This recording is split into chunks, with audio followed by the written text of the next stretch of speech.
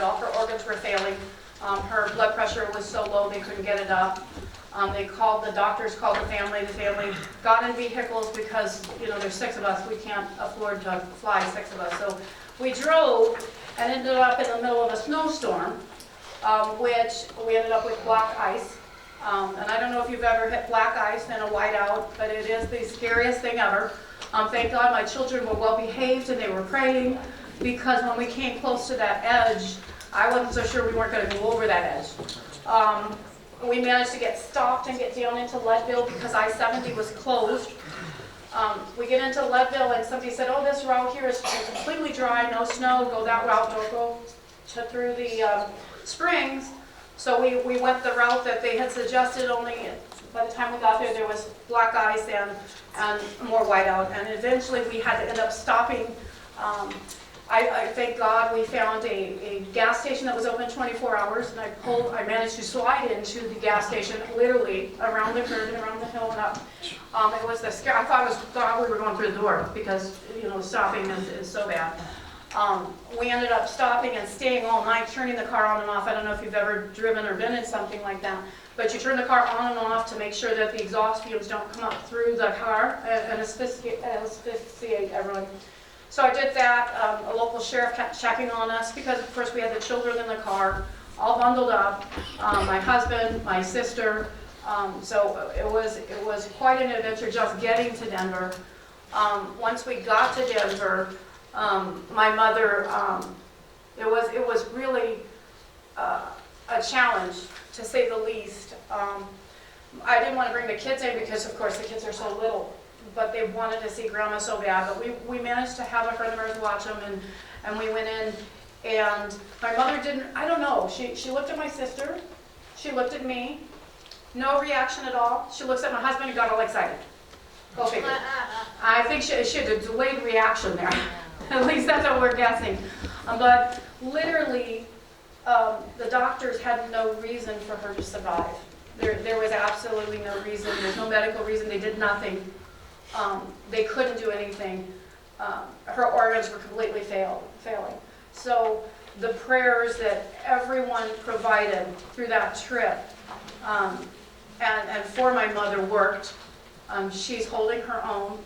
I don't suspect we'll get to see her again. It was the hardest thing to watch my littlest one just hold her hand and just stare at her grandma, knowing something, she didn't feel well, and just watching the two, because my mom couldn't speak, and she just kept saying, Mom, I'm worried.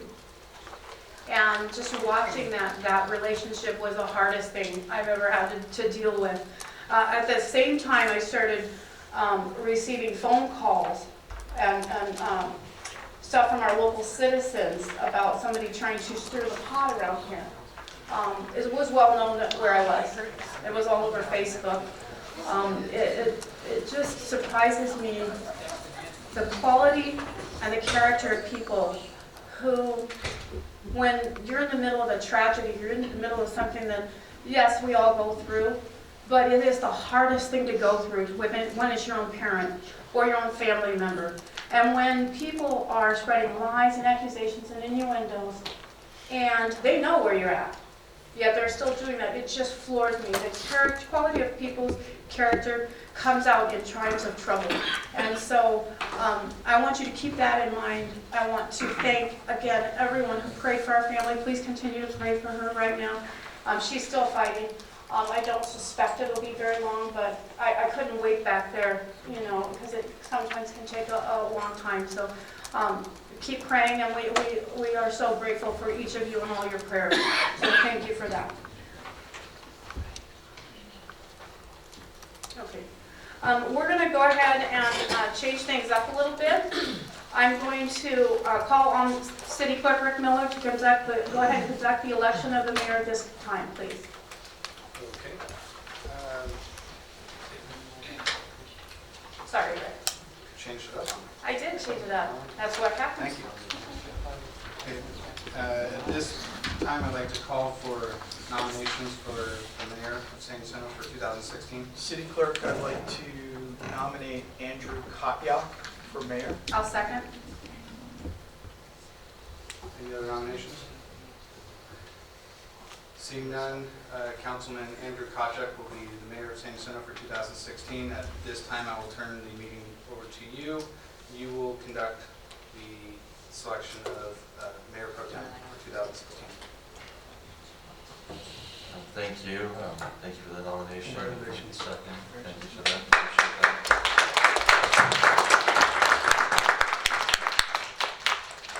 that. I would like to nominate Councilman Mark Martell as the Mayor Pro Tem. I'll second. You didn't even give me a chance to decline. Sorry. No, I didn't. We wanted to hear more than, nope. Here's a motion and a second. Are there any other nominations? Being no other nominations, Councilman Mark Bartel will be Mayor Pro Tem for the City of San Jacinto for 2016.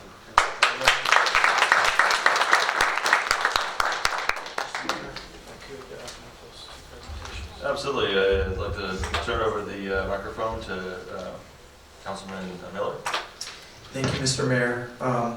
Just like to take a moment to recognize Crystal for her work.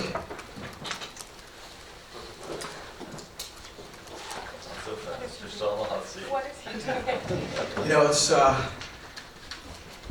a lot of people think that being mayor is just a ceremonial position. And there are a lot of ceremonies that the mayor attends.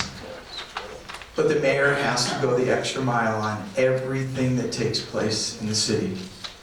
Everybody wants the mayor to speak at their event. And there's lots of, even on the legal side, there's only documents that the mayor of the city can sign. But I'm very proud of Crystal. Amongst many challenges, she stood up and she did our city proud. She represented us with honor and integrity. She did an amazing job. All those phone calls of, hey, can you come out to our event tomorrow with very short notice, or can you come do this, or can you come do that?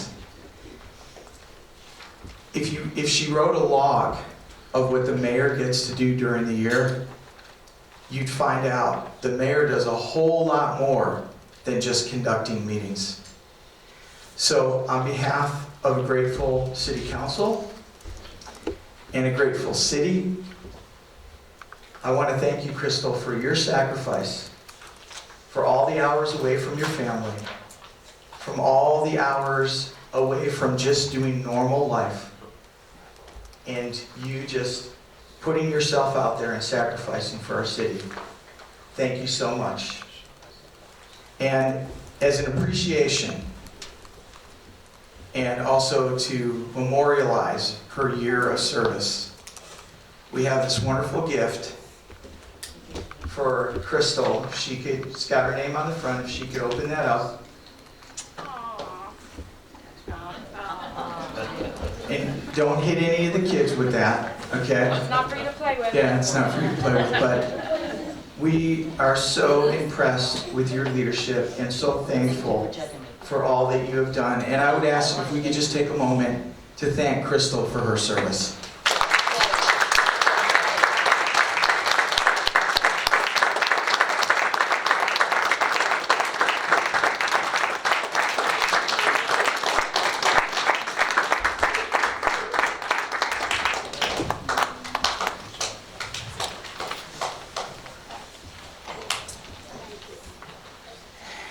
And we have one more announcement and plaque that we are going to be presenting here.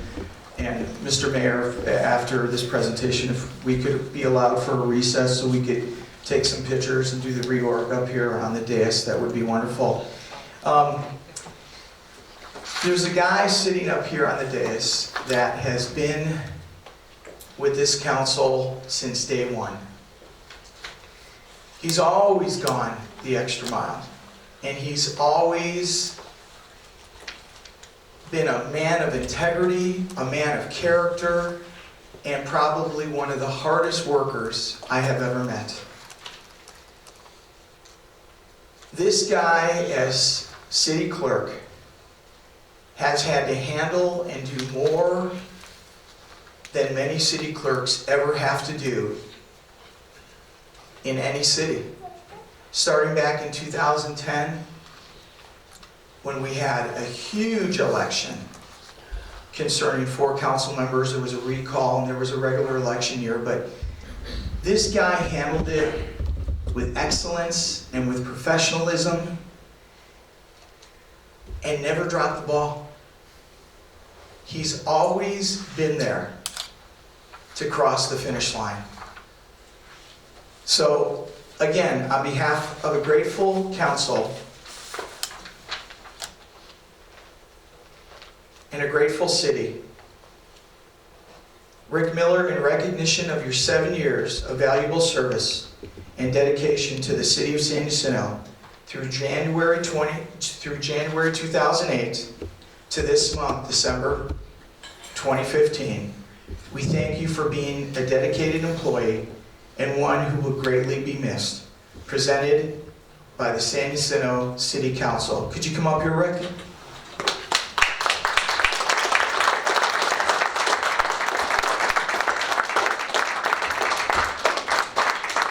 I guess we're making this public now. Mr. Rick Miller is moving on to a wonderful opportunity for him and his family. And it's great for your family, Rick. Yes. But it stinks for San Jacinto because this guy is awesome. And it's going to be very hard to replace somebody with the historical knowledge, the excellence, the professionalism. He has just been amazing. And San Jacinto is really going to miss this guy. And the San Jacinto City baseball team is going to miss this guy. But Rick, yes. Rick, you mean the world to us. And you have been a blessing in our lives. You've been with all of us since day one.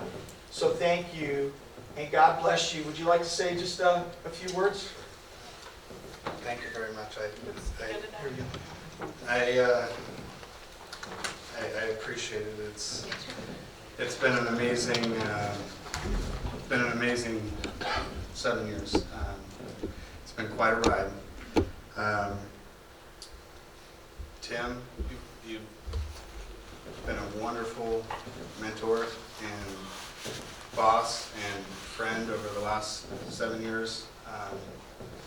I will miss working with you on a day-to-day basis, and it's been an honor. My deputy clerk, Jan, I will miss you. It has been an honor to work with you.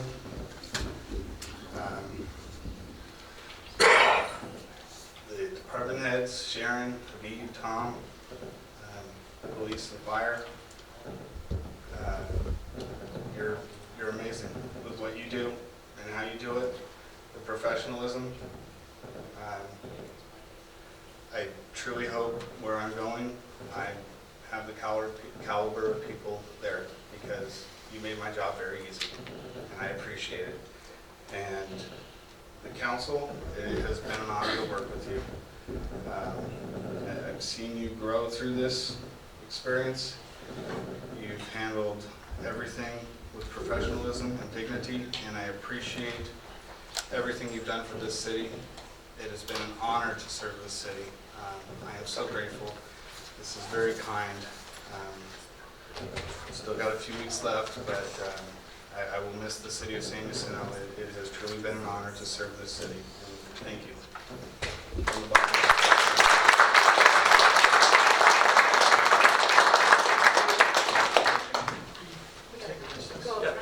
So we're going to go ahead and take a recess, get some photos here, so we'll reconvene at 7 o'clock.